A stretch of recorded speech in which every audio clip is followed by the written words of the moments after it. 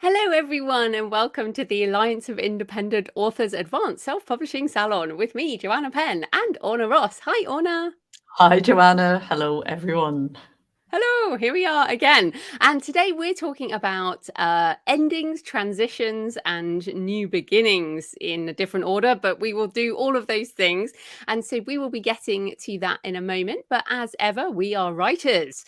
And so we like to give you a bit of an update as to what's going on. So, Orna, what's happening with Ally? Hello, yeah, we are at the start of, and probably will hear me moaning for another month or two about this one, a big update of our self-publishing advice centre, which is a little bit overdue.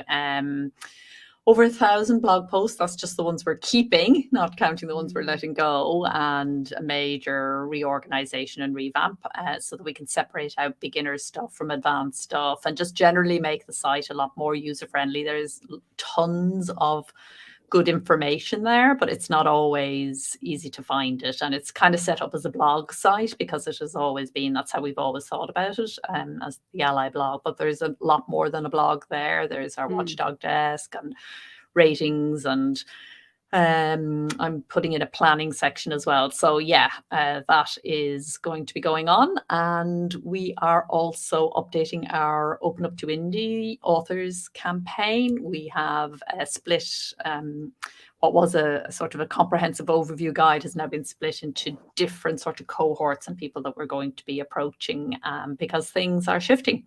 Things are actually beginning to open up. And we took on the wonderful Melissa Addy a little while ago, and we've been making that announcement actually officially this month and launching that. And the third thing we're doing, which is kind of part of the Open Up to Indie thing, is gathering data. We are really sorely in need of some accurate statistics, and they're very hard to come by. So we're actually putting some time, effort, and resources into trying to see what, get a snapshot of where we are today, because you and I are talking a lot about the creator economy at the moment, but these new opportunities are making the indie publishing scene ever more fragmented, and it's getting harder and harder to see what's going on. So we're trying to pull together some sort of a statistical picture and then thinking about doing a survey ourselves a little bit later on in the year. Yeah, all of those. Well, since one of our themes today is transitions, I'll just add that websites, oh my goodness, I think they're just in a permanent transition. So true. The creative pen is the same, since 2008. I mean, I just use the search bar on my own website. I use the search bar on self-publishing advice as well. Yeah, So me too. there's a tip for everyone. Yes, and we do often say that just search for the topic, but the thing is, you maybe get up 15 posts, and and some of them are spot on and still current, and some haven't been updated for 3 or 4 years or whatever it might be. So it's just major organization job, really. Yeah. Well, you and I were joking beforehand about how there's always something new. I mean, we are just permanently in tech transition, I think. So that's definitely something. Now, in terms of what I'm doing, I just got How to Write a Novel back from my editor. So I am going to be editing that. And in terms of the creator economy, I will be releasing that direct first in all formats: ebook, audiobook, and print, paperback, hardback, large print, workbook editions. All will be exclusive to me for at least the first month. So the idea is to take the biggest chunk of the sales direct to me, 95% royalties in my bank account that day, rather than doing most people, most indies will launch to the stores first. So I love the stores. Thank you, everyone. We love all our sponsors and everything. But this is a changing model, so we'll talk about that once we see if that actually works. I did have a creative rest. I know you like talking about creative rest. I had a week in Greece, and that was really good for just stopping and thinking. And I read 9 books that week. Wow, a rest. Really just That's what Joanna Penn calls a rest, people. Yeah, that's true. And of course, you and I have been working on our creator economy workshop, which we're running together this coming weekend. It's our first full day event together for, I think, like 4 or 5 years, because we stopped before the pandemic. And then, of course, the pandemic. So we're talking new concepts, new technologies, new mindsets, and also running an event. So we'll be talking about that as well. So yeah, busy. What about you? Yes, also busy, also thinking, and I mean, because we're working on, I'm sure it's no coincidence that we've been working on this creative economy workshop, and then we're both thinking very much about publishing direct and all that that means. So I'm also trying to turn around. My website now is literally just for, my sales and Patreon. There used to be all sorts of things there, and turning all the systems that are around it to try and point in that direction. Yeah, and workshops and updating the planners that go with those workshops. That's also what I have been kind of focusing very much on, updating the creative business planners, again, with the creator economy more in mind. And I think, one of the clear things there is that idea of direct first, and your own, and more generally, just, thinking more and more about what would delight the reader, what would bring the reader closer, how to nurture that relationship even more. So that's very much kind of where my head has been. Although we should say you still do like poetry every day, right? I do poetry. I do, yeah, at least 3 poems a week. Yeah, that's on Instagram. I mean, some of them are harmless, small little things, but yes, I do. I'm I always think, writing. yeah, I think that's a big deal. Yeah, I mean, I'm more of a Yeah, binge writer. Like I'll do a book and yeah. then move into something else. And you have more of a constant than I do for sure. Anyway, let's get into the topic for today, which is transitions, endings, and new beginnings. So basically, when you've been in the industry as long as we have, which for me was 2008, really, I got into it, and for you was 1900 or something. certainly at least a decade before me. But you know that things change, the business changes, but also we change, and this is so important. So sometimes these changes are within our control. Sometimes these transitions are slow. Sometimes they are super abrupt. For example, the pandemic. How much did we all have to scramble in that period with our mindsets, our physical health, our mental health, our business models? But sometimes, as we're talking about the creator economy, it's this kind of slow change over time. And all of these changes impact our creativity, how we make money, how we feel about our creativity in our business as well, our network. And as indie authors, we need to be comfortable with these kind of constant transitions, beginnings, endings. So we're going to start with transitions, moving from one phase to the next. Orna, do you want to start? Yeah, well, like you said, sometimes we have transition thrust upon us and there's nothing we can do about it. So obviously, the pandemic thing is still what's very live in our minds. Lockdown hit, and I mean, for authors it probably wasn't as bad as for some other people who, were used to getting up and going out into the world all the time. I mean, and then some people found it extremely challenging. And then, of course, loads of, I think all of us, like, I don't think I know anybody who hasn't had COVID at this stage. So, that too is all these kinds of changes that affect our work. That's a transition. And in terms of getting comfortable with change, I think understanding that and understanding that change is the norm.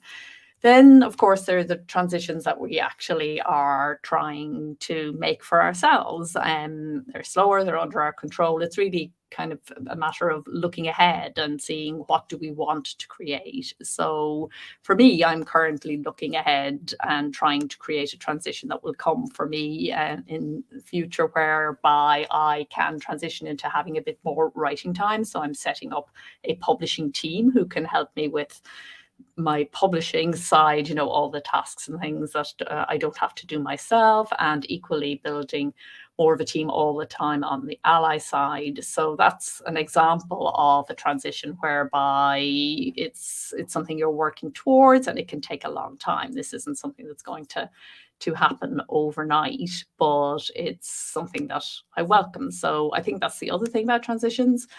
Is it something you're actually trying to make happen yourself, or is it something that you're resisting? And, that whole thing of the kind of creative response to change, I think, is something that comes in very much there. You're transitioning your business model, right?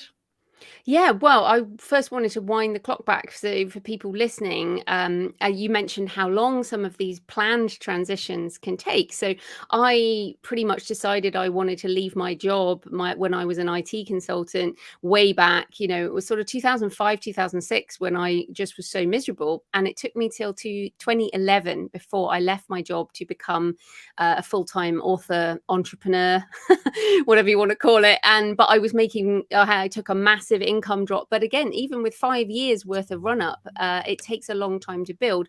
So this is another lessons learned, I guess, with transitions. And again, like you're saying, I'm trying to transition my business model again into going direct first. I've sold direct for, since 2008, but I'm really just transitioning to try and make that the primary model.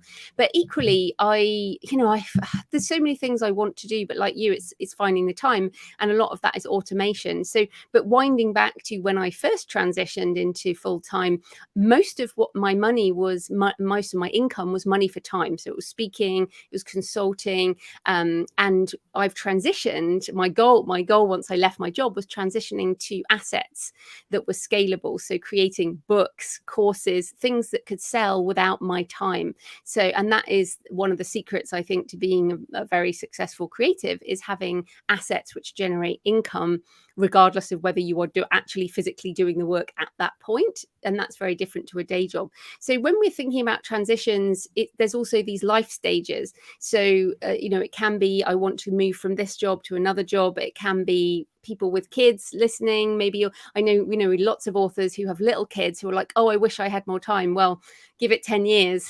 Those kids will be like, go away, mum. And I mean, you've been through that. And I mean, there are different phases of our life that we transition through. I'm in the woman of a certain age transition right now, and that's an interesting stage too. And your priorities change, and again, it's, as you say, what's forced upon you versus what you can try and control. And I guess it's getting used to the things you can't be in control of. So I was very, very angry at the beginning of the pandemic. I think we all were. It's part of that, the stages of grief, the anger side.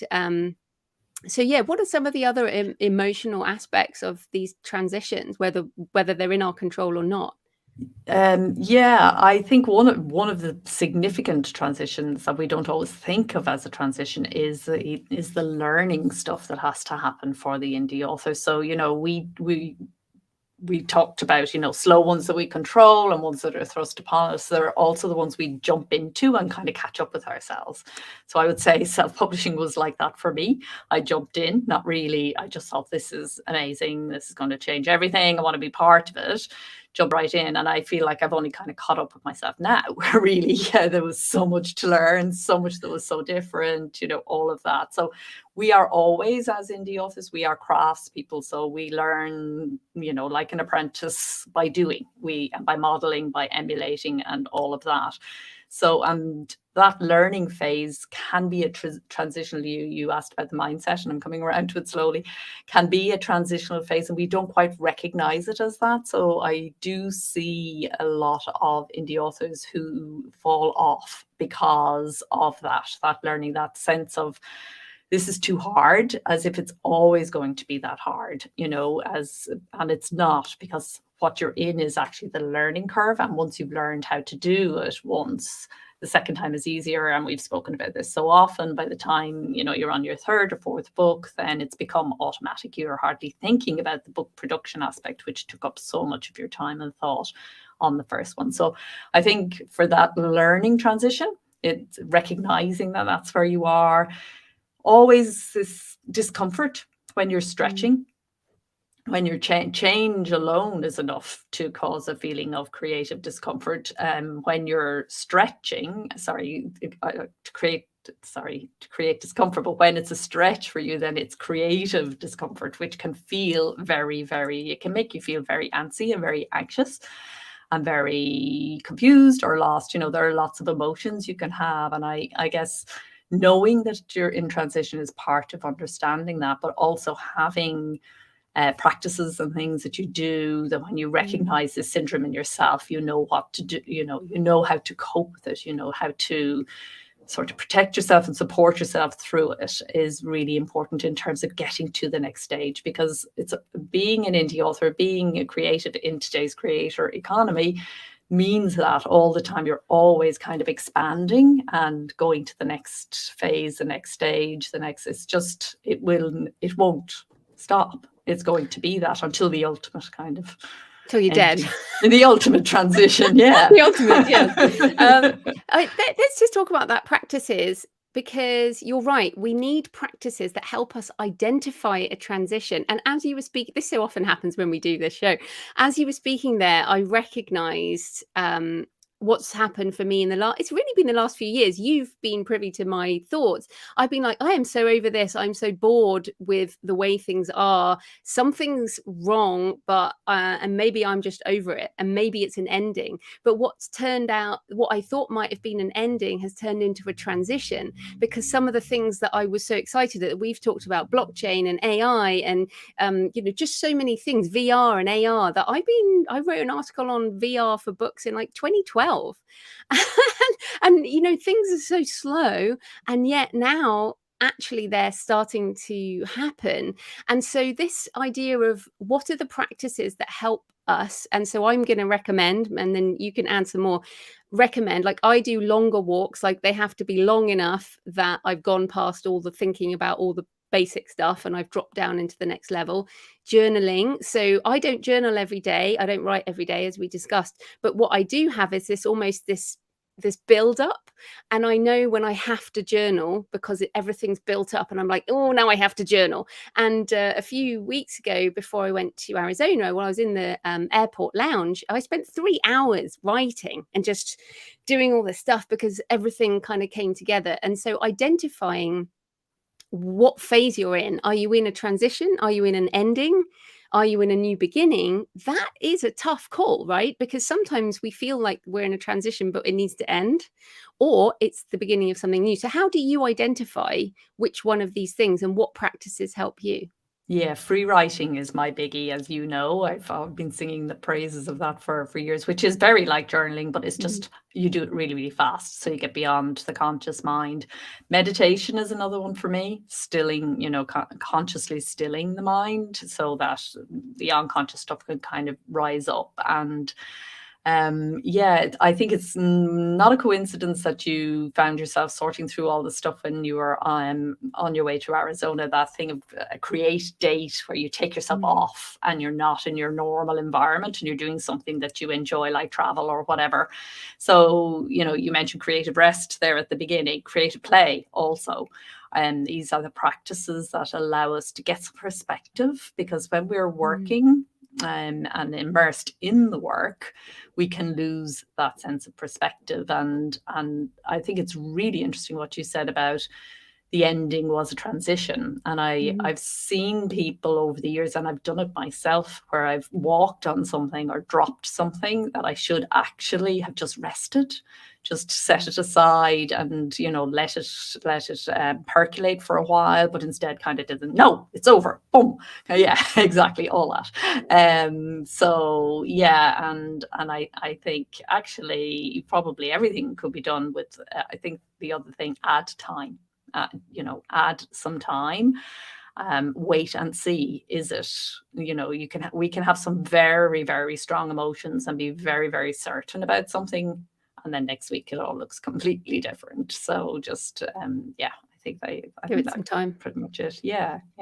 Okay. Well, then let's talk about endings. Sometimes it's your decision. An ending, you're like, okay. Like for example, I moved. I guess London ended for me and for you at different points. And I moved to New Zealand. I moved to Australia. I end countries and cities quite regularly. But it can also be an external decision that you have to come to terms with. So, for example, and I'll be totally honest, on a personal level, my first husband left me very suddenly, and that was not my decision. And it was an abrupt ending that changed my entire life. Like your life pivots around around. Very happily married for a second time, everyone, don't you worry. Or, for example, in traditional publishing, I've heard quite a lot lately, I don't know what's going on, but, somebody's editor moves on or gets fired, the imprint is stopped, and books are just orphaned. Things happen that are not in your control. Another, for indies, for example, the introduction of Kindle Unlimited in, I think it was 2014, ended a whole lot of stuff for a lot of people, me included. It changed the business model overnight. Then the end of organic reach and the rise of paid advertising. We've talked about these things. Or a change in the Google algorithms. I've seen that change people's business overnight. Lots of things that kind of hit in different ways, especially when you see the industry. So what are some of the other things that might happen with endings? Yeah, I think you can be dropped by your publishing house, or indeed you can have your Amazon account closed, which is something that authors don't realize and can happen. And I think this ties into something else, which is around protecting yourself against possible risks and endings in the future that may be outside of your control, which is something that maybe as indies we're not always brilliant at doing. So understanding what it is to have a sustainable sort of foundation under your author business, and how you mitigate against. You can never prevent risk and completely. Things happen, as you're saying, that are completely outside your control, and things are always ending and beginning. We've just seen Smashwords was one of the big indie pioneers, has now merged with Draft Digital, which was an ending of one phase for both of them, and the beginning of a whole new phase. And we as authors too can find that we have come to the end of a series. Something we've been carrying around for a long time. Somebody, Six Figure Author podcast ended recently, and loads of people are upset about that because they really loved that show.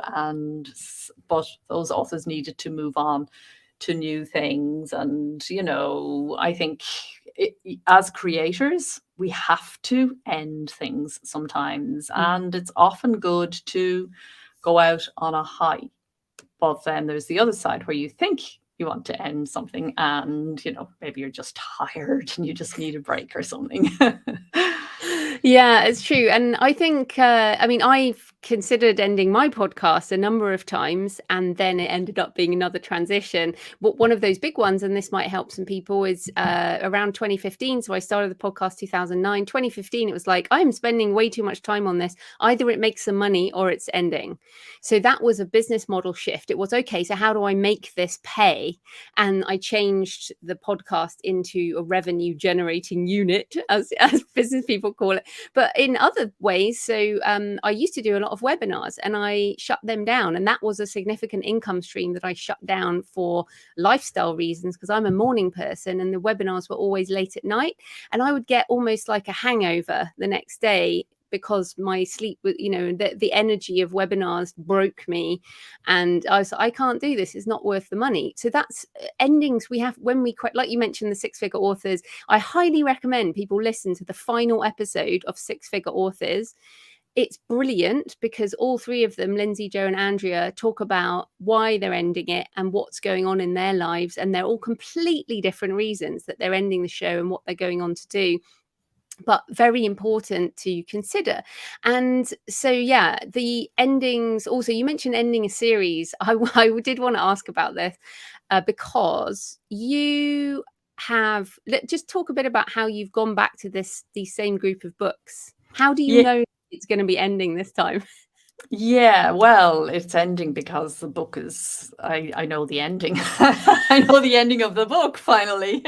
So, yeah, so this was a book that was, I thought it was 2 books, and then it became 3 books. And I knew that there was a 3rd book there, but it took me a long time to kind of excavate it. So I had a whole part of it, but I didn't have the other part. And so yeah, I'm in the process of working on that. I have the other thing is, I think, knowing sometimes you kind of have to call a halt to something. So I worked on another series, a nonfiction series, the Go Creative series, for a very long time, put together loads of different half written books were, you know, they were open for ages. I was forever surfing up and down and all the rest. And I think you and I discussed it, and you actually said maybe just get rid of it.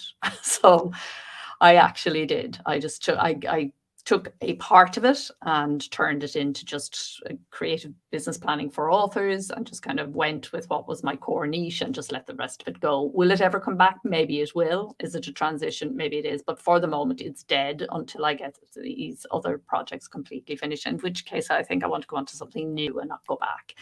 So yeah, knowing when you actually should drop things, I think, or, you know, just, and I still wake up thinking of bits, you know, that I would add to this book or that book for that series. And I still often think, you know, maybe I'll resurrect or whatever. And then I think, no, there is no time. Stop it. So, well, and I think this idea of there is no time, or, you know, for me, it's always memento mori, remember you will die. Yes. I'm just that happy soul. But that's always what I think. And that's what I think the pandemic gave a lot of people. For you, that we talked about that because it was a significant birthday that was coming up, and it was like, well, really, you know, what do you want to do? Yeah. With our precious life, as Mary Oliver says. Yes, absolutely. And we want to do it all, but what can we do realistically within the time frames that we've got? And I think this is one of my issues, and I have seen it in other authors as well, is this, you know, in your head, it's all possible, but in your planner, it's not possible. And that's why I have to be quite rigorous and you know, strict with myself on planning. So I can still, as I said, go off wool gathering and think, yeah, I'll fit it in, I'll make it happen. But then when I actually look at what's coming up for the next 2 years, I know that, no, I'm not going to fit it in and make it happen. But the other thing I'd love to say about endings is that I think it's really important to note small endings, small accomplishments. I think there is this thing in, you know, in the indie author's life where the to-do list is always there and it's always growing. You know, no sooner have you knocked something off than something new has come in and is on it. And that's one of the things that planning did for me was, you know, noting, logging, sort of mapping the intentions and then logging the accomplishments. And they're often very different. They're not the same. You know, you start off thinking the week is going to go one way and it goes a different way. But at the end of a week, you've done all sorts of things, and logging that and noting the end of the week and that you, whatever you managed to achieve in that time, I think that's really important, and not to constantly be looking at the next thing, because that can actually create over time, that can actually become quite wearing. So celebrating, you know, lots of small endings along the way, because writing long form, it's challenging and it takes time, you know, and it can take a long time. I was a journalist for years, and I think it's also one of the reasons I write poetry. Short form is very satisfactory. You get lots of finishing, you know. But oh, well, I was just reaching for my logbook by my desk and my pack of stickers. I thought I would show people, because so this is my daily logbook, and there's just a page, but it's not a diary. I just literally log what I did with a few lines, and I get a sticker if I achieved something towards one of my goals. So if I you know, wrote some first draft, or if I did some editing, and then I get a gin and tonic or a glass of champagne if I finish and print a first draft, which is very, so I do try and do micro celebrations. Does that count as my sticker? Definitely. I love your stickers. I'm such a child, but I'm like, oh, I get a sticker. Yes, I think that's great. That is the whole creative play thing as well, not taking ourselves too seriously. Yeah, I'm glad I got a point for that. See, got a point for creative play. Get an extra sticker. Yeah, but can we just talk about endings still a bit on series? Because I'm definitely so I have 12 books in my Arcane series, and I want to write more in that series, but because I have so many other books I want to write, like I'm doing this pilgrimage book, and I'm going to have pilgrimage guides and do that's sort of my travel side, and then my non-fiction side, and then I just don't have, like you said, there's not enough actual practical time to do all the novels. And so I need, my readers are asking for another Arcane thriller, but I feeling I've got about 3 standalones that I really want to write, and that sort of keep talking to me. And Elizabeth Gilbert says that if you ignore an idea long enough, it goes and finds someone else. So I'm actually really struggling, and I mean it's not necessarily an ending for my Arcane series because I haven't killed off my main characters. But how long do you think you can leave something before your audience thinks it's an ending, or the idea goes somewhere else? Yeah, I mean, I don't think there's a particular time. It just will or it won't. I think all you can do is prioritize the books, isn't it? And then just see, is it an ending or is it a transition? I mean, at some point that series will have to end, and I guess at that point you will kill off your main character, and then that's that. No, that doesn't happen in these thrillers. These long-running thrillers, they're Okay. all at like 24. People have been writing them for decades. So that's the kind of a lot of the things I read, they're on book 24, 25. They're episodic. It doesn't have to end. Yeah, fair enough. No. I think that this brings up the question of the different ways that you can kind of let something go. Yeah. So again, it can let you go, and you just can't. You find that you can't write another book in that series, for example. Not that that's your problem, but that is something that does happen to people, where they think they are going to keep going with something, and then they suddenly find, actually, I can't do any more of this. A bit like me with the Go Creative series. So that's one way in which it finishes with you, kind of thing, rather than you finish it with it. You consciously drop something. You can sell something, or pass it on to somebody else. That is another, way in which you can end things. So there are all sorts of different ways. Again, sometimes emotions take us and we go for the big chop, but there can be ways that are much gentler in terms of ending things. And I think, we were joking there a moment ago about the ultimate ending, but it is important as indie authors to plan for that. We are going to pass on, and we own intellectual property. And I'd like to give a shout out here to the estate management books that Michael Laron has written for Ally and for members. They're there to download in the member zone. There are two, one from your perspective as the author, setting up a good sort of, leaving things behind in an orderly fashion for your heirs. And then there's one for the heir, so they know what to do with all that intellectual property, because I think it's really important. And there's a lot of value there. And if we want our work to live on as well, it's important to get that one into order. Yeah, well, earlier you mentioned about protecting yourself and having sustainable practices, but also having a business is also about organizing all that practical stuff. That practical stuff includes accounting and taxes while you're alive, and then also estate management, but also building, retirement income and all of that kind of thing, and other streams of income, insurance.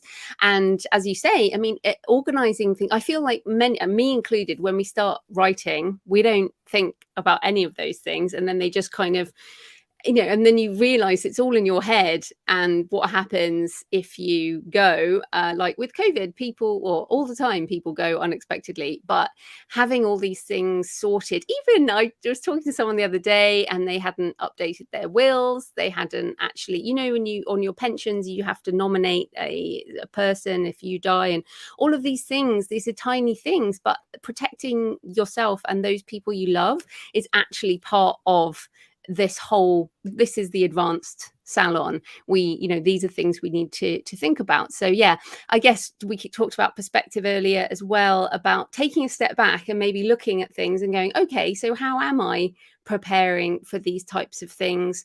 And if you're not at that stage yet, then you must be at some point in your life. That's the thing. Anyone listening has things they should probably just at least put on a one-pager. For sure. Yeah, just in case. Okay, well, let's move into new beginnings, which changing direction.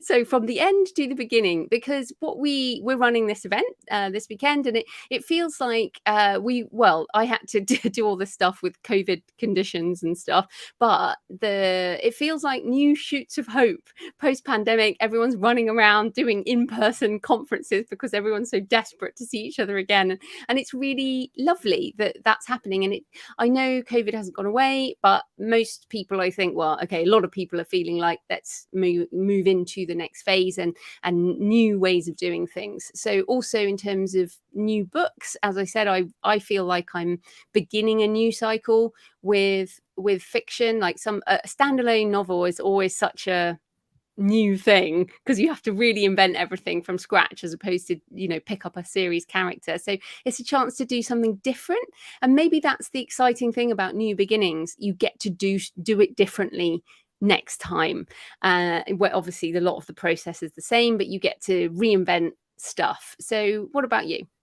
Yeah, definitely. I think my work-wise, I'm very much in ending phases rather than beginning a new project. I have new projects in my mind that I would like to do, but life-wise, making a transition out of London, and which is kind of scary and kind of wonderful, into a new place by the sea, where you know, which I've always found inspiring, and I'm definitely feeling that sense of, you know, just by changing your location, things change around you, and I'm enjoying that. New ways of working after all those years of lockdowns that felt like centuries long. It's great to be, you know, in a different sort of environment. We've thrown ourselves into one of these, you know, workspaces where there are lots of people around us, lots of other creatives and people, social change makers and people like that. So that's really stimulating and really different. So from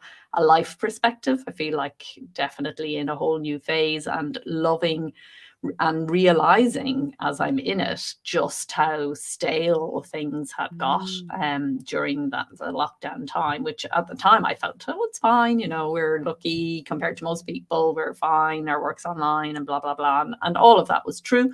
But when I look back, I realized, gosh, how narrow things had got and how important it is to shake things up. And how important it is to get that fresh perspective. And I do love, you know, that creative date kind of thing once a week with myself, doing something different that I've never done before that I really enjoyed doing, is something that I missed so much. And you know, now it's back again, and I'm really enjoying it. And as I'm doing it again, I'm realizing, gosh, I don't even know how I managed without it, because yeah, it was just so boring. For that time, it was everything, every day was the same. And yeah, so from that point of view, it's all good. Yeah, and you said stale there, and earlier I wrote down jaded. And when I feel, because I felt jaded when in my day job, back in my old day job. I mean, you know, when you're becoming jaded, when you're saying things that are kind of cynical and slightly negative, and you're like, oh, I'm me, for example, being angry. I know that's not me, and that happened a lot. Same as you, is feeling that we were hemmed in, we were constricted for so long. But this, I think, also just a sort of tip for people in terms of whether you need a transition or a new beginning, is that sense of staleness or feeling jaded, or the overwhelming negativity or anger when it's not your normal personality type. If you're feeling that, then you probably need a new beginning, whether that's a new book, a new location, or a new business model, a new something. Maybe let's not go that far. But it's interesting to kind of that there are indications, there are signs. Your body gives you signs, your mind gives you signs that you need this change, and we have to listen to that. And we have to, and what, you know, coming to Jeff Bezos, love him or hate him, you know, Amazon has changed many of our lives in many ways, but he talks about the business being focused on day one. It's always day one at Amazon. And Andy Jassy, the new CEO, put that in his opening letter in his first year as CEO since taking over from Jeff Bezos. But it's always day one. And I actually love that. I think it's a brilliant business mantra to have. I mean, they are obviously a huge company, but we can think that too. We can think, okay, is day one, what am I beginning today in that? And that way we can kind of, and what do we leave behind? What are we transitioning? And sort of try and recapture that energy, but to let go of those things that maybe make us feel jaded or I mean, there's a difference. There's a balance, right? Let's talk about marketing. People say, "Oh, I just don't feel, makes me feel bad." How do we tell the difference between things that we don't really want to do versus we're jaded and we need something new? Yeah, I think it's about sensing the energy, isn't it?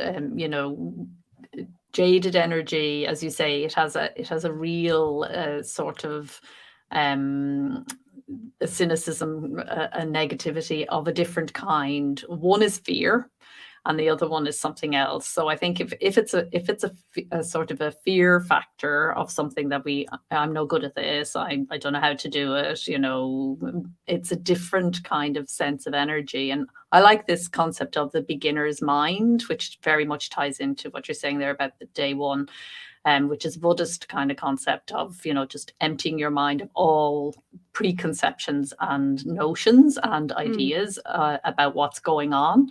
And I think losing ourselves in the doing of things is very often the way we can see whether it is something that is actually, no, I've had it. Because usually with the thing of it's something that you really need to do and need to get on with, once you start doing it, it takes you over and you're fine, off you go. But if you're really tired, the more you do it, the worse you feel. So it's about the direction of the energy, I think, more than anything else. But you're right, it can be difficult sometimes it's a matter of just waiting it out and seeing what's there.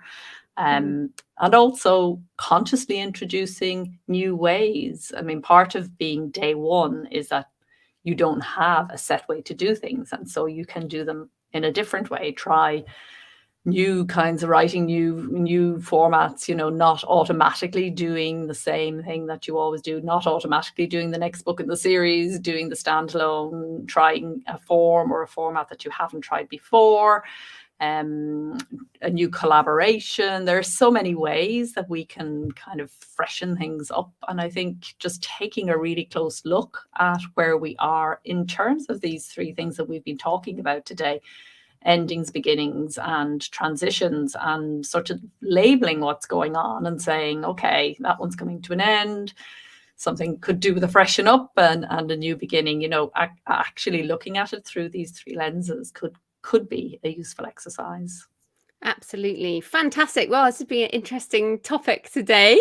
And yes, so we'll leave you with those questions. What's happening with you in terms of the different aspects of your author career around endings, transitions, and beginnings? And we hope we've given you something to think about. So next month, we're actually going to be talking about our lessons learned and our tips on running events for authors, whether that's live and in person, as we're doing coming up, or online. And Orna runs online events regularly. So we're going to talk about that and some of the pros and cons of the different things. And so that's coming up in July. So I guess that's it from us. Anything else, Orna? No, that is it. I have no more. Full up. It's the end for me. It's the end of this session. So happy writing. And happy publishing, everyone. Bye-bye.